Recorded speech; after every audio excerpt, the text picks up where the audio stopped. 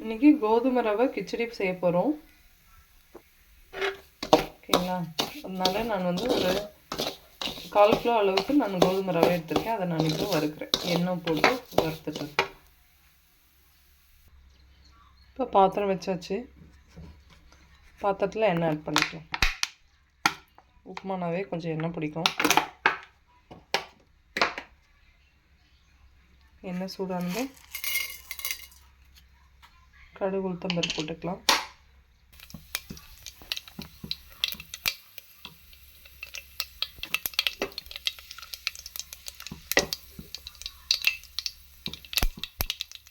பொரிஞ்சிடுச்சு.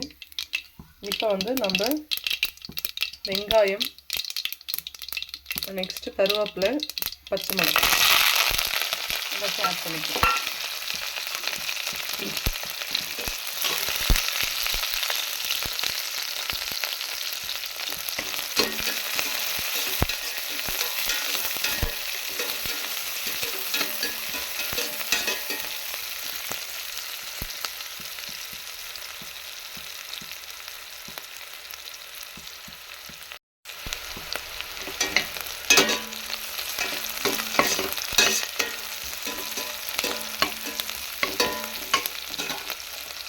இந்த ஸ்டேஜ்லேயே நம்ம வந்து கட் பண்ணி வச்ச காய்கறிகளை ஆட் பண்ணுங்கள். கேரட்டும் பீன்ஸும் ஆட் பண்ண போகிறேன்.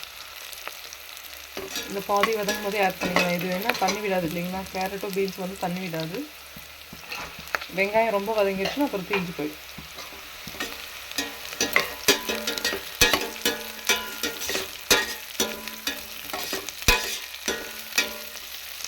இது நல்லா வதங்கிட்ட பிறகு ஒரு ஸ்பூன் இஞ்சி பூண்டு பேஸ்ட்டும் தக்காளியும் ஆட் பண்ணிக்கலாம்.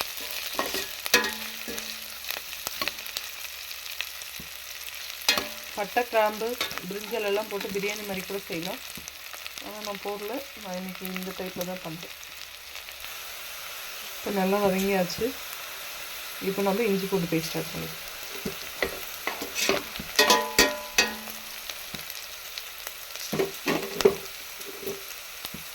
அளவுக்கு 200 கிராமுக்கு கொஞ்சமாக ஒரு ஃப்ளேவருக்காக மட்டும்தான். இப்போ நறுக்கி வச்சிருக்கிற ஒரு தக்காளியை ஆட் பண்ணிக்கலாம்.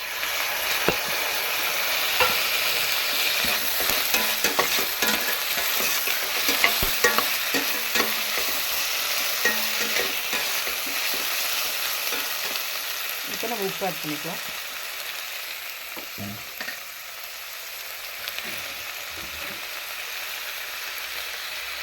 உப்பு தேவையான அளவு ஆட் பண்ணிக்கலாம்.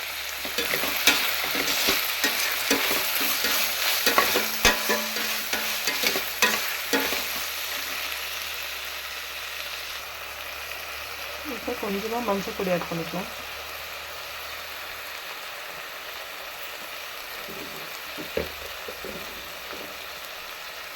கொஞ்சமாக வெறும் மிளகு பொடி ஆட் பண்ணிக்கலாம். நல்லா மிக்ஸ் பண்ணிவிட்டு ஒருத்தருக்கும் ஒரு மாதிரி தண்ணிங்க. 1க்கு 2 வைக்கலாம், 2.5 வைக்கலாம், 3 வைக்கலாம். குழம்புன்னு எப்படி வைக்கணும். நான் இன்றைக்கி 1க்கு 2 தண்ணி போட்டு கொதிச்ச பிறகு ரவையை கொட்டி இறக்க வேண்டியது தான். இப்போ 1க்கு 2 தண்ணி ஆட் பண்ணியாச்சு. இந்த தண்ணி ஃபுல்லாக கொதிக்கட்டும். பார்த்திங்கன்னா தண்ணி கொதிக்குது. இப்போ நம்ம ரவை ஆட் பண்ணிக்கலாம்.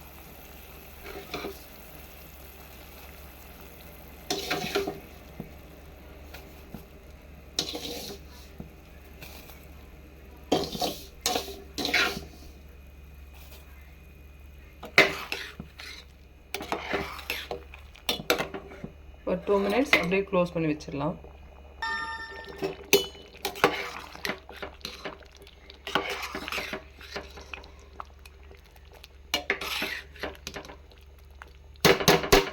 நல்லா மிக்ஸ் ஆகிடுச்சுங்க. இப்போ சிம்மில் வச்சு ஒரு 5 மினிட்ஸ் அப்படி விட்டுடலாம்.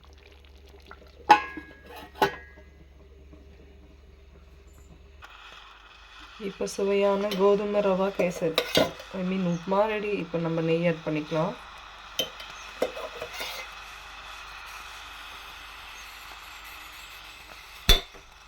ஓகேங்களா? அடுத்து மல்லித்தலையை போட்டு குக்கரை ஆஃப் பண்ணிடுவோம். இப்போ நம்ம மல்லித்தலை போட்டு சுவையான கோதுமை ரவா கிச்சடி ரெடி. இந்த வீடியோ பிடிச்சிருந்தா மறக்காமல் லைக் பண்ணுங்கள், ஷேர் பண்ணுங்கள், சப்ஸ்கிரைப் பண்ணுங்கள். நல்லா கம்ம கம்மன்னு அருமையாக இருக்குங்க. பார்த்தீங்களா, நல்லா ஒரு ரைஸ் மாதிரி வந்திருக்கு. நெக்ஸ்ட் டைம் வந்து கம்ப்ளீட்டாக ஒரு பிரியாணி மாதிரியே ட்ரை பண்ணி பார்க்கலாம்.